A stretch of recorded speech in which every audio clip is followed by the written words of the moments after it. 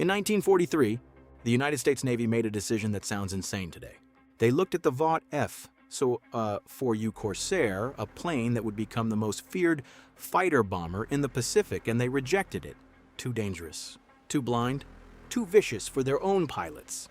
They nicknamed it, without affection, the Ensign Eliminator. So how did a rejected, death-trap beast become the sledgehammer that crushed Imperial Japan's finest sword?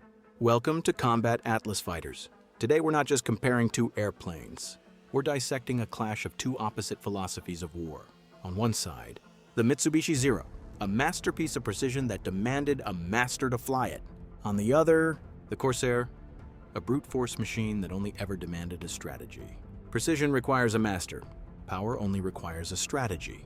But before we look at the metal, you need to understand where this war was actually fought.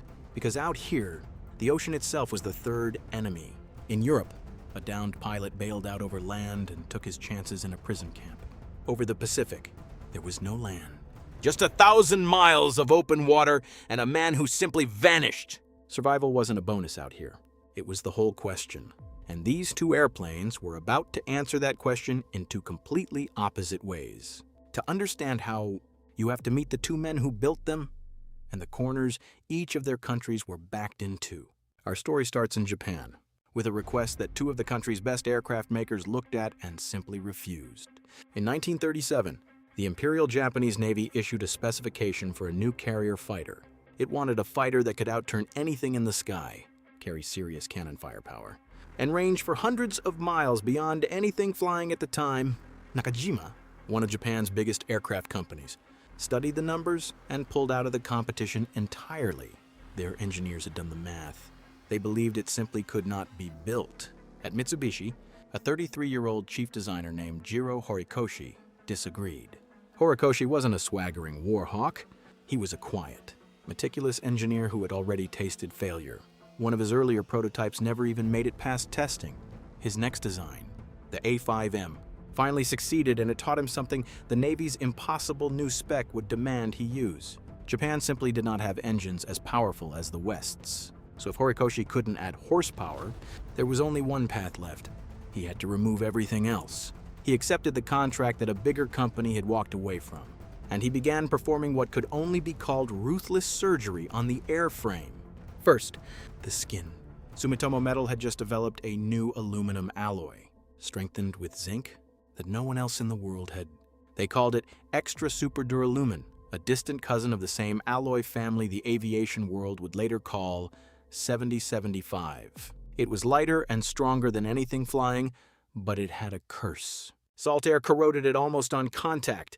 Over an ocean war, that was a serious problem. Horikoshi's team sealed every panel in a protective zinc chromate coating and hoped it would hold. Next, the joints. Western fighters were bolted together in heavy steel fittings, reliable, but heavy. Horikoshi threw the bolts away.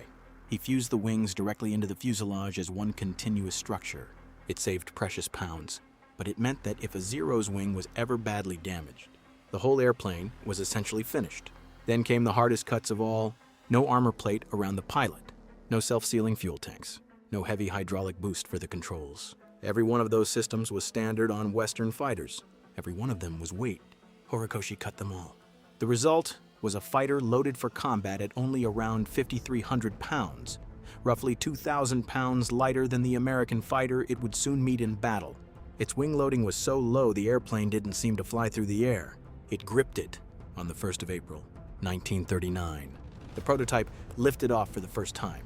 It flew like nothing else on Earth. In a turning fight, it could simply outturn anything. Japanese, American, or European. The Navy named it the Type 0 Carrier Fighter. After the last digit of the Japanese imperial year, it entered service. Pilots simply called it the Zero. Horikoshi had built something extraordinary, but he was already uneasy about where it was headed. Years later, writing privately in his diary, he confessed that when Japan went to war, most engineers who understood American industrial power never truly believed their country could win. He kept building his beautiful, deadly airplane anyway. In the summer of 1940, the Zero got its first taste of combat over China on the 13th of September. 13 Zeros escorted a bombing raid and ran into 27 Chinese fighters. When it was over, all 27 enemy fighters had been shot down. Not one Zero was lost. Word of a Japanese superweapon reached Western intelligence. They didn't believe it. On the 7th of December, 1941, they found out the reports were true. Zeros swept the skies over Pearl Harbor, the Philippines, and the Dutch East Indies, and nothing the Allies could touch them. In April of 1942, 36 Zeros met 60 British aircraft in the skies over Ceylon. 27 British aircraft went down. The Japanese lost 1 Zero. By the middle of 1942, the official American strategy for pilots who ran into a Zero came down to exactly 3 words: run away. Horikoshi's impossible airplane had become the most feared fighter on Earth. Some Allied pilots swore the Zero could turn inside its own wingspan. It couldn't. But the fact that grown men flying combat missions believed it could was its own kind of victory. 7,000 miles away, in Connecticut. The American answer was already being welded together, and it started from the exact opposite premise. In 1938, the U.S. Navy asked American manufacturers for a new carrier fighter of its own. At Vought, a chief engineer named Rex Beisel had a very different idea from Horikoshi's. Where the Japanese had shed every ounce of weight to squeeze performance from a weak engine, Beisel wanted to build around the strongest engine America had. That engine was the Pratt & Whitney R2818-cylinder monster making 2,000 horsepower. Beisel and his team didn't build an airplane and drop an engine into it. They took a 1-ton engine and built a fighter around it. On the 29th of May, 1940, test pilot Lyman Bullard climbed into the prototype and took it up for the first time. That October, it became the first American single-engine fighter ever to break 400 miles an hour in level flight. That very first flight nearly ended badly. A trim tab failure forced Bullard into a hurried, unplanned landing before engineers traced the flaw. But harnessing 2,000 horsepower created a mechanical nightmare no one had fully solved yet. To use all that power, the engine needed a propeller over 13 feet across the largest ever fitted to a fighter plane. A propeller that huge simply would not clear the ground. Lengthen the landing gear to compensate, and the struts would snap the moment they slammed onto a pitching carrier deck. Vaught's solution became the airplane's signature. They bent the wings. The inverted gull wing dropped low right where it met the fuselage, giving the huge propeller the clearance it needed with short, sturdy landing gear. It looked strange. It worked beautifully. There was just one more problem, and it lived in the nose. The new wing design pushed the guns out to the wings, which pushed a large fuel tank into the space in front of the cockpit. To fit it, Beisel had to move the cockpit itself nearly 3 feet farther back. Now the airplane had one of the longest noses of any fighter in the war, and that nose completely blocked the pilot's view of the deck during landing. The result of all this addition was a Sledgehammer, 12,000 pounds of armor, self-sealing tanks, and raw horsepower, virtually indestructible compared to the Zero, and, as the Navy was about to discover, virtually unlandable in the hands of an inexperienced pilot. When you build a monster to kill your enemies, you have to be very careful. It doesn't kill your own men first. 2 airplanes, 2 philosophies, and halfway around the world, one of them had already proven itself unbeatable. By the middle of 1942, the Zero's reputation had curdled into something close to fear. American pilots were being ordered not to fight it on its own terms, not to turn, not to slow down, not to try to outfly a machine that could simply outfly anything. But no one in the West actually understood why the Zero was the way it was, or exactly where its limits were. That mystery was about to be solved not in a laboratory, but in a bog on a fog-bound island in Alaska on the 4th of June, 1942. A 19-year-old Japanese pilot named Tadayoshi Koga took off from the carrier Ryujo to strafe an American base at Dutch Harbor. Ground fire found his Zero and severed the oil line. Smoke poured from the engine. Koga turned toward the designated emergency landing field, a flat, grassy stretch on nearby Akutan Island. From the air, the field looked solid. It was a bog. The moment his wheels touched down, they sank into the mud and flipped the airplane onto its back. Koga died instantly. His wingmen circled above, understanding orders to destroy any Zero that went down in enemy territory. But they couldn't tell if their friend was still alive inside the wreck. Neither of them could bring himself to fire. They flew home and left the airplane behind. The wreck sat undiscovered in the fog for more than a month. Then, on the 10th of July, an American patrol plane spotted it through a break in the clouds. American intelligence already had fragments to work with. 9 wrecked Zeros had been pulled from the wreckage at Pearl Harbor and shipped to Ohio for study. But none of those wrecks could fly. Koga's airplane, nearly whole, finally could. the Zero was shipped to San Diego, rebuilt and repaired. On the 20th of September, an American test pilot named Eddie Sanders took the enemy's most feared weapon into the air, flying it in American colors for the first time in history. His very first flight exposed the two secrets that had been killing American pilots for a year, above roughly 200 knots. The Zero's controls turned to concrete. Its ailerons froze and it rolled hard left, but almost couldn't roll right. And its engine, fed by an old-style float carburetor, choked and cut out the instant a pilot pushed into a negative G dive. Sanders wrote up the answer in a single line: dive away using negative acceleration, and roll hard right before the Zero pilot can line up his shot. A machine built on total precision had one blind spot its own designer never tested for because Horikoshi had never needed to fly against himself. As for the 19-year-old who unknowingly handed that secret to the enemy, American soldiers buried him near the wreck with a simple grave marker. It would be more than a decade before his remains finally made the journey home to Japan. Now let's put both airplanes in the same sky and see what all of this actually meant. Gun to gun. Start with the turn. Below 200 miles an hour, the Zero was a phantom. It could slice inside the turn radius of anything the Allies put in the sky. Try to turn with a Zero, and you were dead in 2 turns. But the Corsair pilot had already learned Sanders' lesson. He wasn't going to turn with it at all. The Japanese doctrine was turn and burn, stay slow. Stay tight. Let the Zero's impossible agility win the fight. The American doctrine was boom and zoom, climb high. Dive fast. Fire once. And get back to altitude before the Zero could ever turn to answer. In a dive, the Corsair could pass 400 miles an hour. No Zero pilot could follow. If he tried, his controls locked solid at exactly the speed Sanders had already mapped out, and his wings risked tearing off before he ever caught up. Now, the guns. Here the two fighters made completely opposite bets. The Zero carried twin 20mm cannon. On paper, a nightmare. In practice, a gamble. Those cannon fired slow, arcing shells, and carried only 60 rounds each, about 8 seconds of fire. Miss with those 8 seconds, and you were flying an airplane armed with little more than 2 light machine guns in the nose. The Zero pilot had to be a surgeon. He had to thread a shell through a moving target from an unstable gun platform, and he rarely got a second chance. The Corsair pilot chose saturation instead.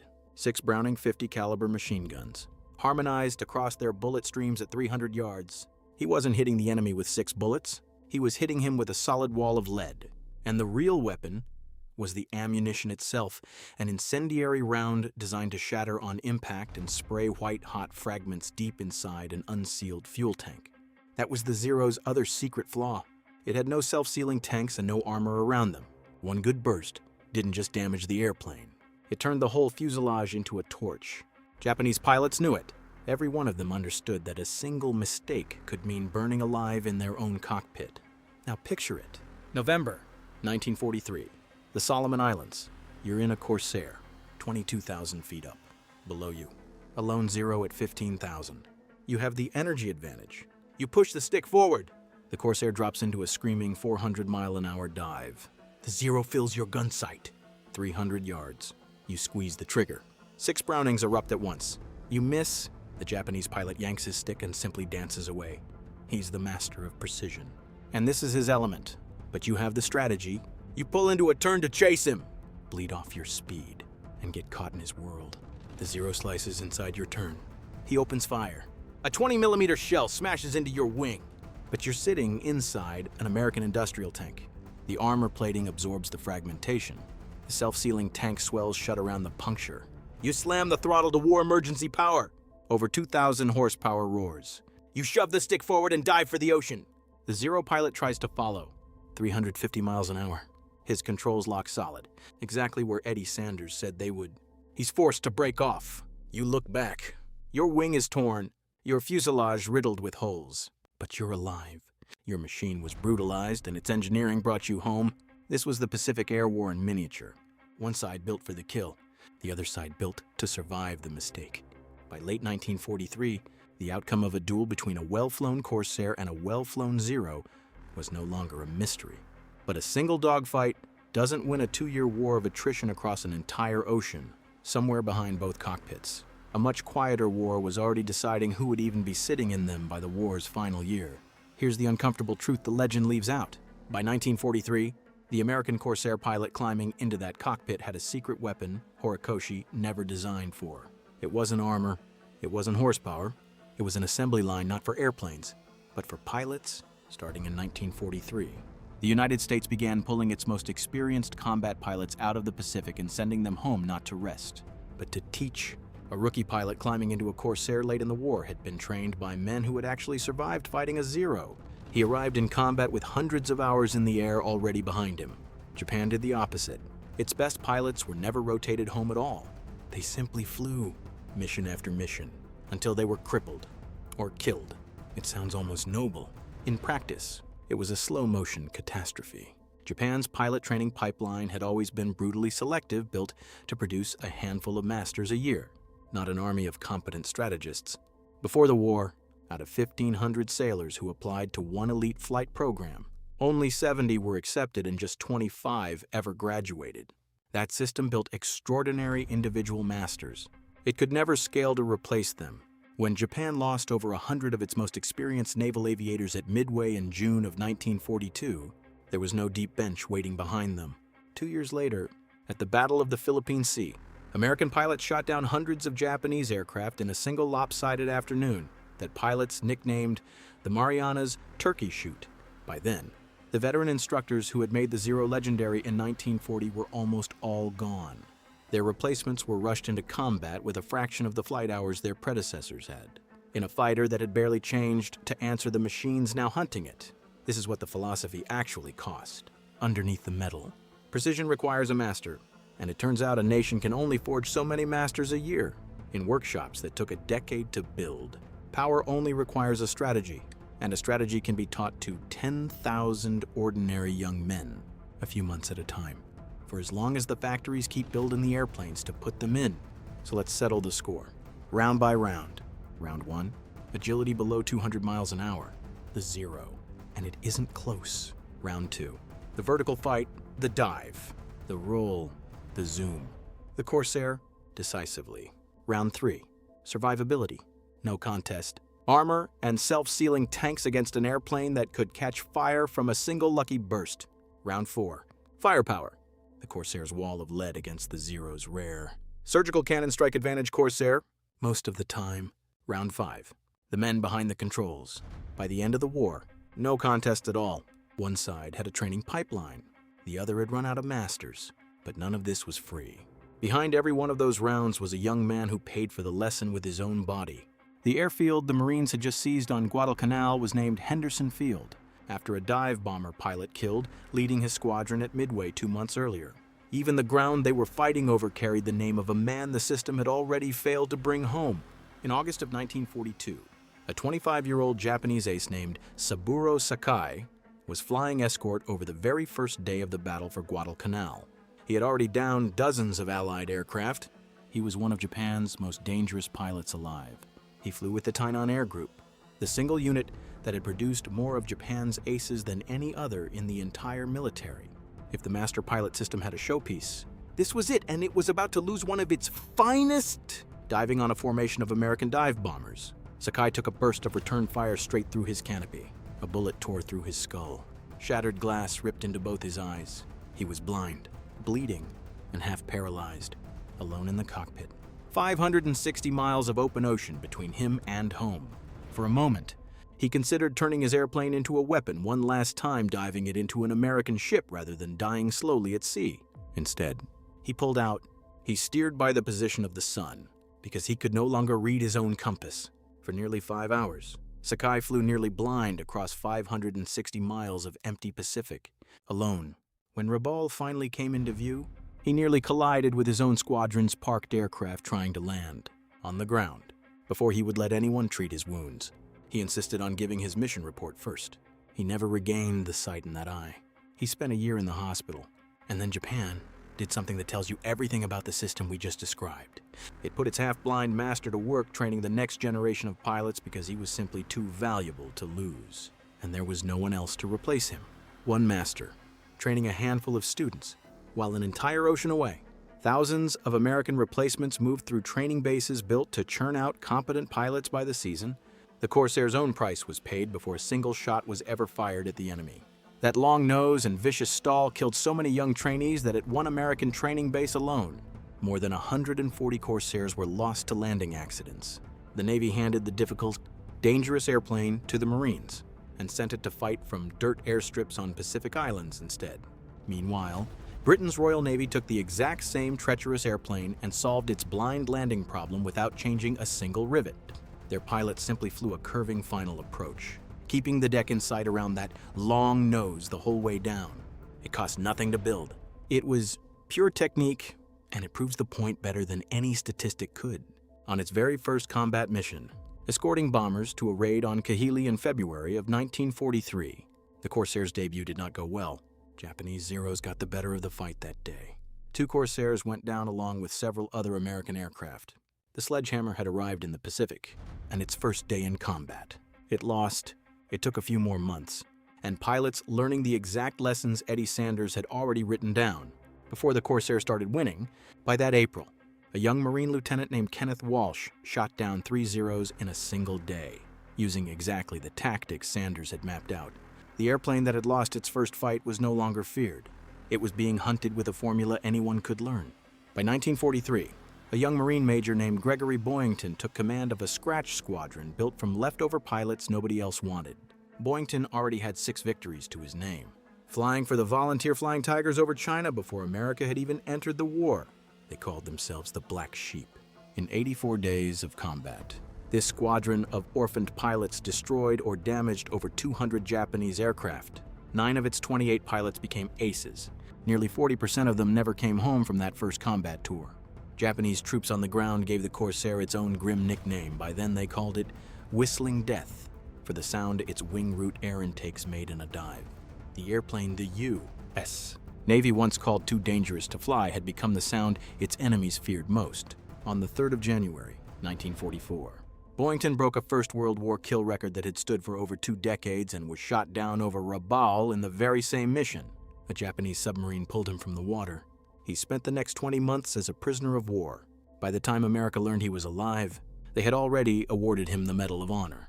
Everyone assumed it was posthumous. It wasn't. By the war's final year, the ledger was brutal and simple.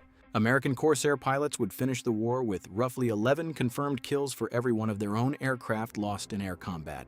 Not because the machine alone was that much better, because behind that machine stood an entire nation's factories, training bases, and rescue systems, a strategy, taught and retaught, faster than Japan could rebuild its handful of masters. Remember where we started. The ocean was the 3rd enemy in this war, the one neither pilot ever really escaped. For a Zero pilot with no armor and no self-sealing tanks, going down usually meant a fire first, and the water second. For a Corsair pilot, the armor might get him through the fight alive, but the same long nose that blinded him on landing could still turn a ditching at sea into a death sentence. Neither philosophy ever fully solved the ocean. It simply decided how a man was most likely to lose to it. History turns airplanes into symbols, but the men who flew them cared about oil pressure and whether their machine would forgive a single mistake. The Zero was a technological paradox, absolute perfection that demanded a master, and its refusal to compromise became its undoing once the masters ran out. The Corsair was its opposite: ugly, dangerous, unforgiving to the untrained. But it could be taught, mass-produced, and endlessly replaced. Horikoshi lived long enough to watch it all unfold from the ground. In a country turned to rubble by the very industrial machine he once doubted his own nation could ever match. He never stopped believing his airplane was beautiful. He never stopped grieving what it was used for. So here's where we leave you. It's 1944. The sky is dark with smoke over the Solomons. You're 20 years old, and you have exactly one choice to make. Do you climb into the Mitsubishi Zero, the surgical blade? You know, you can outturn any pilot alive in a one-on-one duel. You will feel, for a few seconds, like a god. But your cockpit is a glass cage with no shield, and your country has almost no one left to replace you. If you're wrong, even once, or do you climb into the Vought Corsair, the brutal Sledgehammer? You know it's heavy, unforgiving, and might bounce you halfway back into the sky on a bad landing. But when the bullets start flying, you're sitting behind a wall of steel and somewhere back home. A training base is already building the man who could take your place if you don't come back. The Scalpel, or the Sledgehammer. The grace of the hunt, or the promise of survival. Which cockpit are you climbing into? And why? Tell me in the comments below. I read every single one. Until next time on Combat Atlas, fighters, keep your speed up and your eyes on the horizon.